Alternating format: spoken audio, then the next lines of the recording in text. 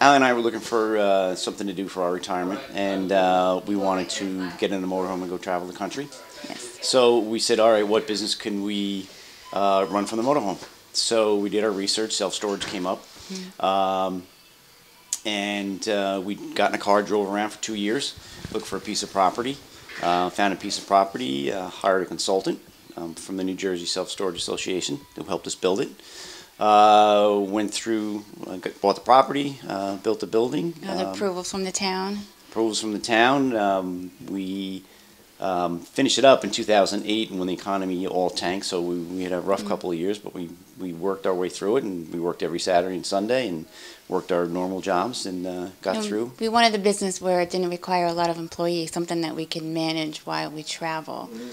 So we researched that, and that seemed to fit our model, what we wanted to do in the future.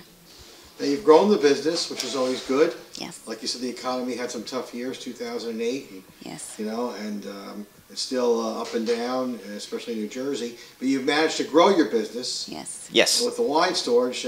Tell us about that.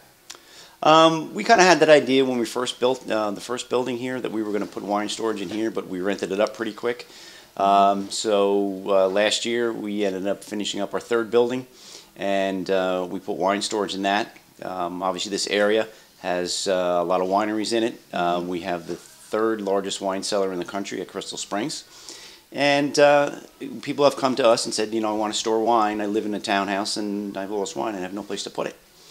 So it kind of sparked our interest. We researched it, and there is none in the area. I think the closest one is in Jersey City and one in Pennsylvania.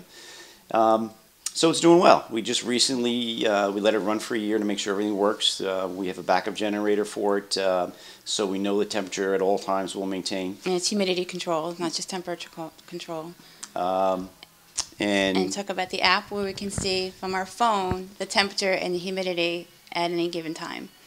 Every 5 minutes we get a reading of temperature and humidity, and if it goes out of that parameters, all of us get an alarm on our phone that something's wrong. So, and it's been running fine. Like I said, we have an 8K backup generator for it. There's also a heat strip, God forbid that the power goes out in the middle of the winter, so we can always maintain 55 degrees in there at all times. It's got an R35 insulation factor in it, so it is airtight. Security? Yes, facial recognition. You want to talk about that? That's the only way you get in there is to show your face. So one, you need a code to get into the facility. Once you're into the facility, the only way getting into the wine storage is obviously facial recognition.